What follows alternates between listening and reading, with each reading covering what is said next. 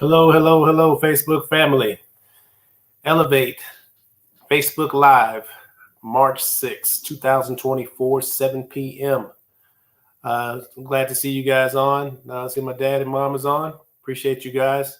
I'm going to be hitting a solo today. It's an exciting day right now because they're having an event at the middle school where Kai goes, and they're going to be discussing college and how to get your kid ready for that stuff. And it's an exciting time because, he's in eighth grade and next year he'll be a freshman. And next thing you know, boom, he'll be out of here, moving on to better things. So I see my parents put that on their name. If whoever's on can put their name, and it's good to see you. So basically, very excited. Unfortunately, Shar couldn't be here because I think it starts at 7. So she's down there with that. But very excited to kind of finish up the Eat the Frog. We're talking about Eat the Frog Part 2. Hey, Mother Brenda. This is Eat the Frog Part 2. We'll do a quick review and then go into the new material. But basically, it's about time management. So wanted to say a couple things real quick. I wanted to make sure we continue praying for Karen. Karen's making progress, but it is a long journey. So we just need to continue to pray for Karen. And very proud of what she's been able to overcome. And I know that if we just be consistent on our end, she'll be fine. Also, I wanted to give a shout out because last week I gave a shout out to Caitlin, the young lady who's playing basketball, and she just broke the Pistol Pete record as far as the most points in college. But this lady is doing things that's never been done before in basketball. She's bringing a lot of eyeballs to women's basketball, and you can always see it in the ticket prices, unfortunately. But yeah, ticket prices are blowing up wherever she goes. Kind of reminds me of what happened when Jordan was in the game. When Michael Jordan was in the game, they had a magazine article in Fortune 500 called The Jordan Effect. And it was basically talking about how whenever Jordan went, the economy just shot straight up because everybody wanted to get a chance to see this great player. And that's what's going on at a collegiate level with Caitlin. So, but when I was talking about Caitlin, I discovered something about another lady who's a coach. And I said, man, we got to highlight her next week. And her name is Don Staley. And I'm going to shoot some stats up here in a second, but I want to highlight her. But I'm going to do a little housekeeping before I go to her, though. But want to say what Elevate is all about. Elevate is a leadership program. We teach how to influence and we coach people on how to get to that place they call there. Leadership is one of those vague terms used all the time. Most of the time we know it when it's bad, but we can't explain it. When it's good, we'll say, hey, look at that person. But a lot of times we cannot place the bullet points of what that person does. We just know it when it's good and we can see it when it's terrible. But at the end of the day, Elevate, the namesake, is an acronym: expectations, leadership, ethics, vision, attitude, temperaments, and effectiveness. And each one of those highlight major parts of the journey of a leader. So expectations is where it all starts. What is it that you're trying to do? That's what expectations is all about. What is it that you're trying to do? And who has to own it, right? We talk about growth and the growth formula there. And then we go into leadership and then we kind of define it. We say we know what leadership is, and we go through and we break down all the different definitions and all the different people who have quotes, great quotes and all that. But what is the job of a leader? And the job of a leader is to make sure that he shapes perspectives and to give hope. That's the job of a leader: shape perspectives and to give hope. So then we go into ethics and vision, and we talk about how the word ethics probably wouldn't even exist if it wasn't for the word vision. So we end up teaching those classes in reverse. We teach ethics first, vision second, and then we go on into attitude, how important the attitude is. We also talk about temperaments. And in the book, temperaments and effectiveness is going to be together just because temperaments is a lot of historical stuff, but information, but it's more about taking the exercise and learning how to identify. So then we go on to effectiveness, and then effectiveness is built on 4 platforms. And I won't go into all that today, but it's a program, right? And then on the side, we also do what you call these little meetings here where we touch subjects, right? Because somebody might want us to talk about time management, and that's it. So then we go on and we could talk about time management. or somebody wants to talk about conflict resolution, or somebody want to talk about finances, we'll hit the subjects and give our stance as a company on what's the best way. I saw somebody on Financial Tip. Hey, Aunt Stephanie, it's good to see you. I saw somebody on the Financial Tip talk about how we need to be better with our money and only spend 70%. And I disagree so much. 70% is not enough. If you're spending 70% and only saving 30%, that means you got between savings and, let's say you're a person that give offerings, and let's say you're a person that invests, you only have 30% to hit those three areas. That's just not enough. So when I saw that, I was like, oh man, and it sounded good when he was saying it, but if you don't know better, you really need to be around 50% if you really want to make an impact. So at the end of the day, don't want to get messed up there, but who is our customer? Our customer is that person who is taking that first step. They were a great individual. They worked their butt off. They've been noticed. People are talking about their productivity, and they decide to make that person a leader. And boom, that's where we come in. So that's what Elevate is about. But let's see, did I miss anybody? Let's see. It's good. It's like we got everybody. I encourage you to put things into the comments today, especially because I feel all alone. There's no Shaw over here, so I feel all alone over here today. So I encourage you. But I wanted to get back to the shout out to Dawn Staley. I mean, I don't know if you guys have heard of her. I stumbled over her just because I don't follow women's athletics like that. What led me to her was Caitlin. So if you heard of her, chime in, please. If you've heard of her. Oh, yeah, we see. Let's see. While you guys are thinking here, I see Impact Texas. They just posted. This is a great deal they have with Amplify. I think it's been 2 years, Aunt Stephanie, that we've been involved with this, that basically whatever you give, Amplify Texas will double it. They will take what you give and they'll double it and give it back to the organization. So that's powerful. And the deadline is March 7th. So that is tomorrow. So great for mentioning that. Also, I wanted to make sure that we just type in the comments. If you've heard of Dawn Staley, just say yes or no. I just want to see what's out there because I know women athletics is not as popular as the NFL, the NBA, or even hockey. I have not heard of her. Can you spell her name? It's Dawn, D-A-W-N, Staley, S-T-A-L-E-Y. This lady is something else. So what I'm going to do is I'm going to put up some stats for her, give you a picture of her so you can see. This is her, Dawn Staley. She's the University of South Carolina women's head basketball coach. All right. So this is who she is. This is what she's doing right now. And you know it's basketball season right now. And she's in the Hall of Fame as a player. She's won 3 gold medals as a player in the Olympics. She's won 1 gold medal as a coach. In 2023, the U.S. Today Coach of the Year. In 2023 and 2024 regular season, which is this season, they were undefeated. The last 3 seasons, they have 100 wins against only 3 losses. And then, of course, that's including the tournaments, except this year. That is amazing. 100 wins versus 3 losses. And then she won an NCAA tournament in 2017 and in 2022. Last year, if you guys remember, the women's basketball team in LSU won it. But the year before that, this lady and her team won it. I mean, you know she's pushing the most out of her people. My goodness. This is just amazing to see what people can accomplish when they're focused and when they're driven. She's been great at each level, whether she's a player or a coach. And then the funny thing was that I looked her up and I said, well, who's the highest paid women's coach? And she's 3rd.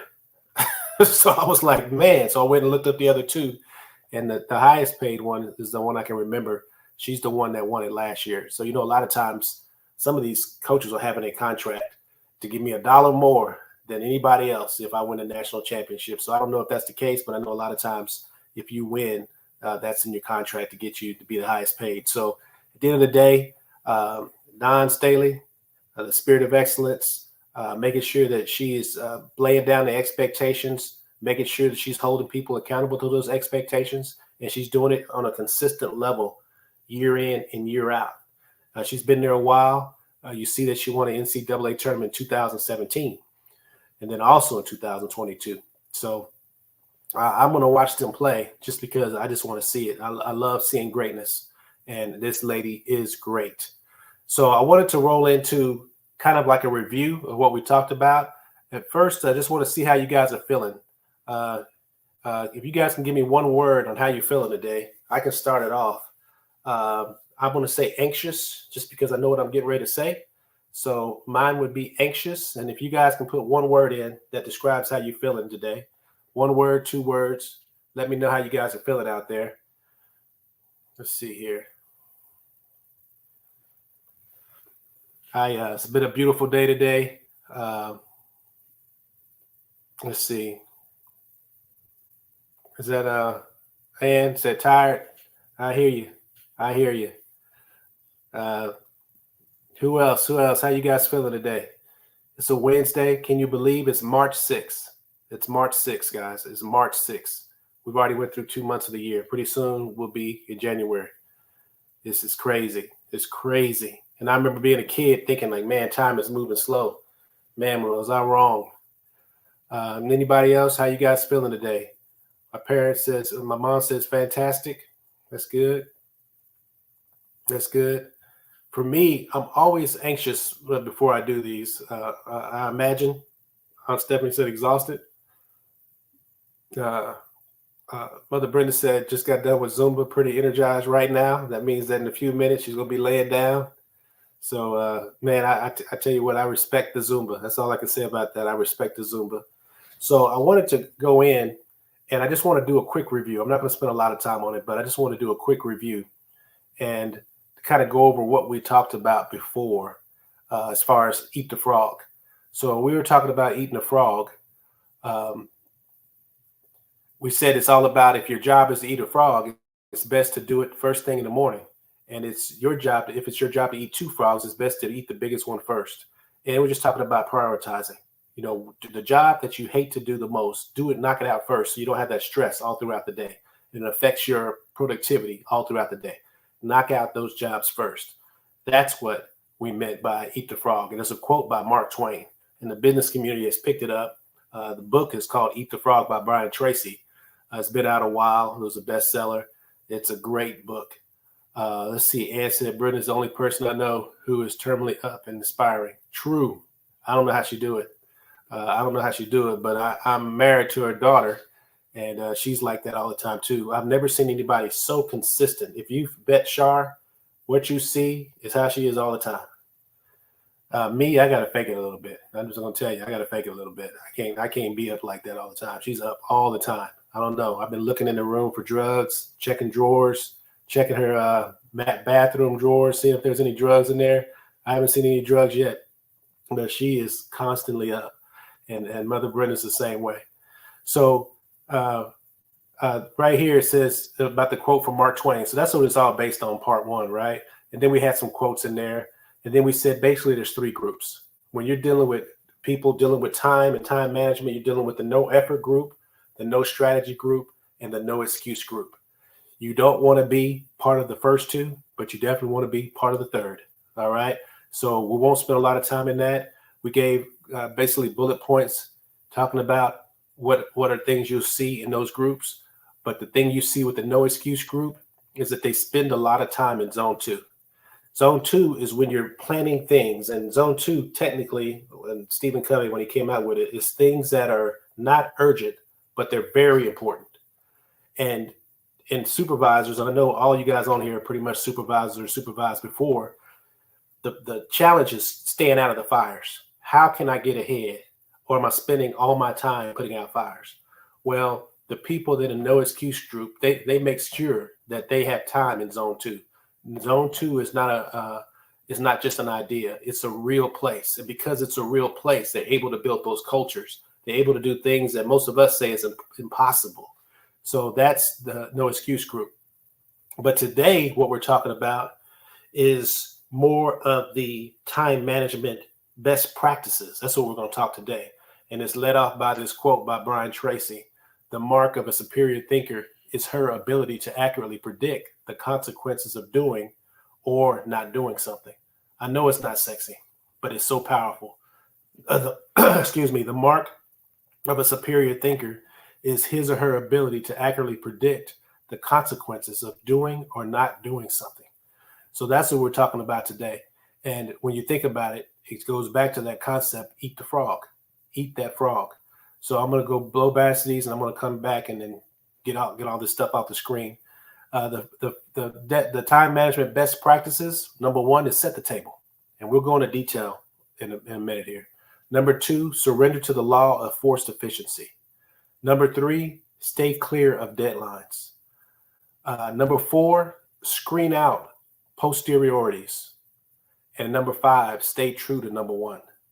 So these are the time management best practices. And there's all kind of things once you dig into these little things you can do. I use sticky notes or I used to use it real good. I've gotten away from it, but sticky notes can help you to make sure you stay on point. But this is the overall foundation of time management. Now, what I want to do here is get out of this and kind of go into detail more. Did we get somebody else on? If you're on and I haven't acknowledged you, please chime in. Just tell us your name and where you're from.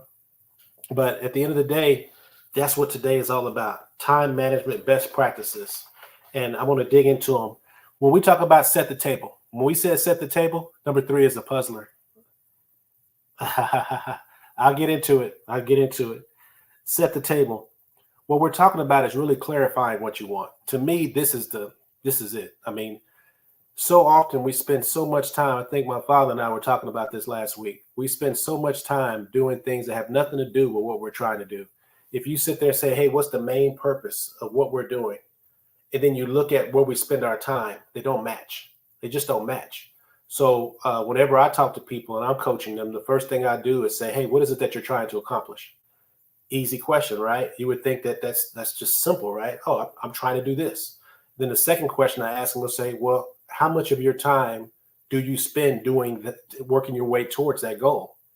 And I always hear 5%, 7%. I never hear over 10%.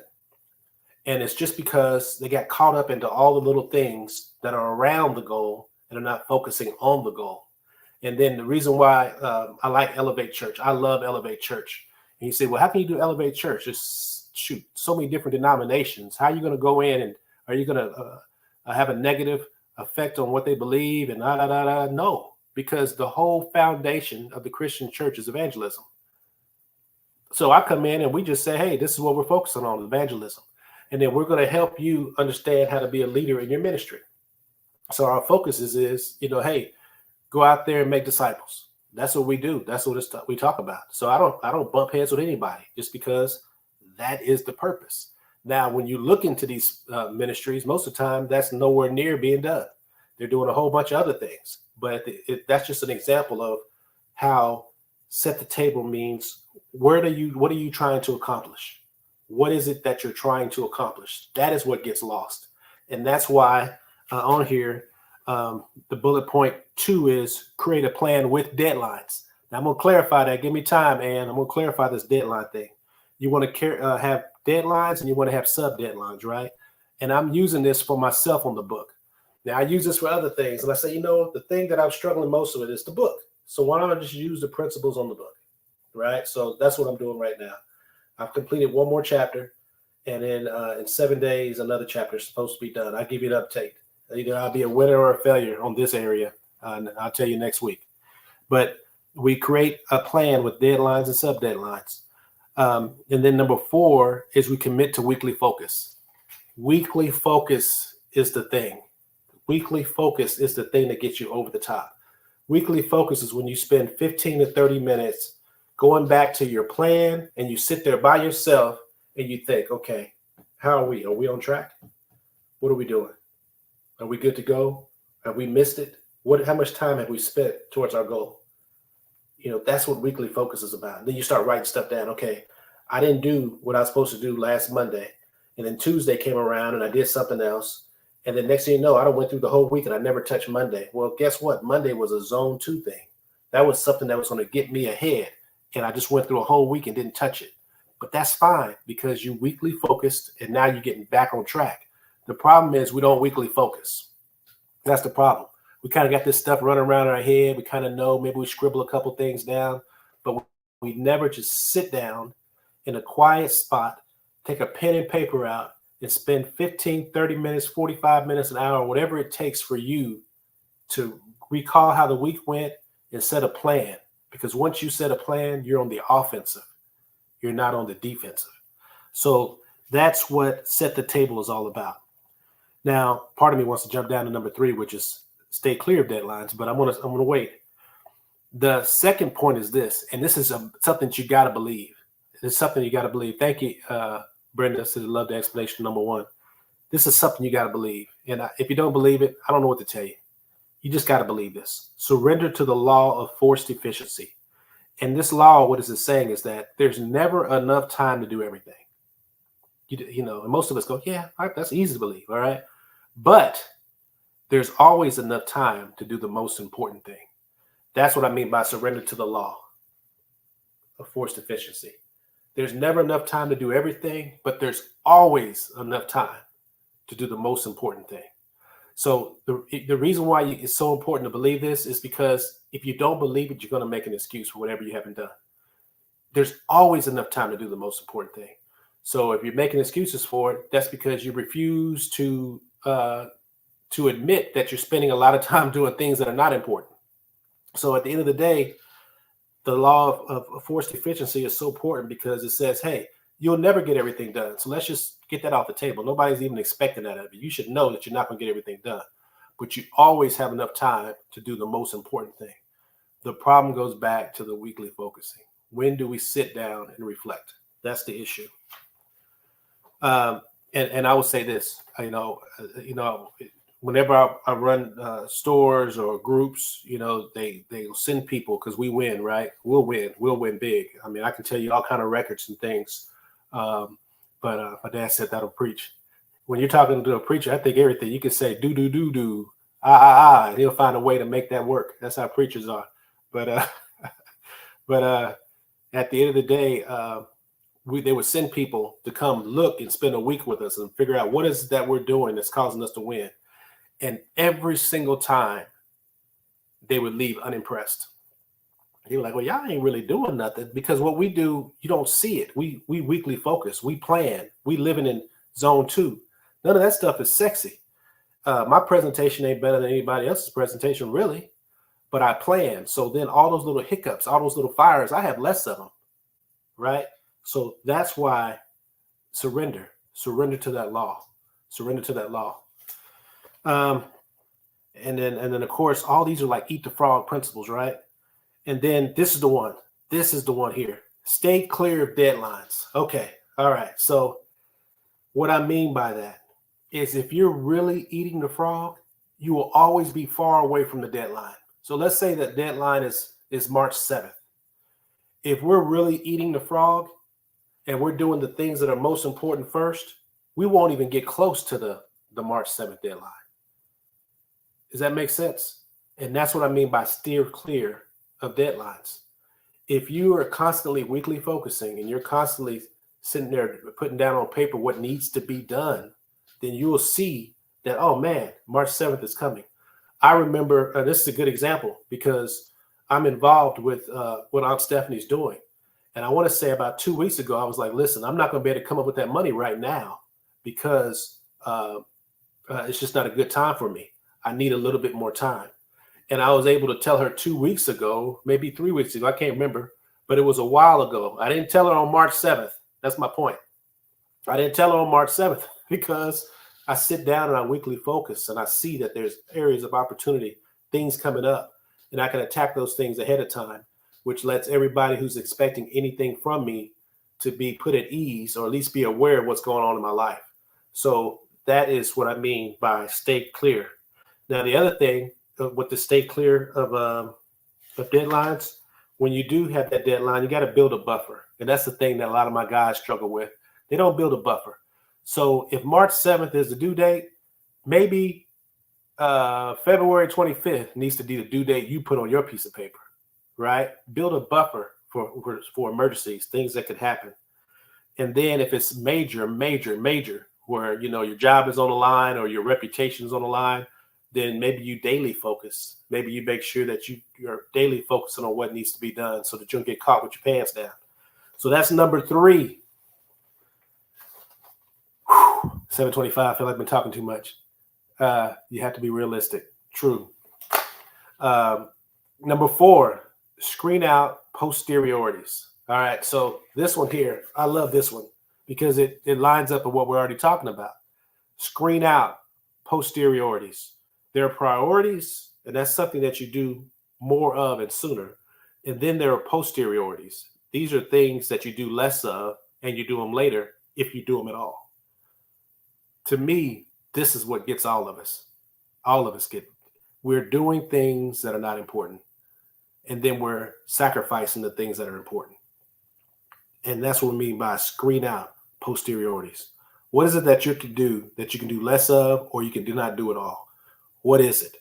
And then if you were to do what we have some people do when they're trying to struggle with time management, we'll have them write down their day. Okay, what did you do from 7 to 8? What did you do from 8 to 9? And so on, all the way throughout their day. And if they're honest with themselves, they'll see that they didn't spend time doing the things that were most important. All right. And how do you screen out these things? It's by seeing the prize at the end. What is it that you're trying to accomplish? I don't know if you can see the circle, but in my mind, it's a perfect circle.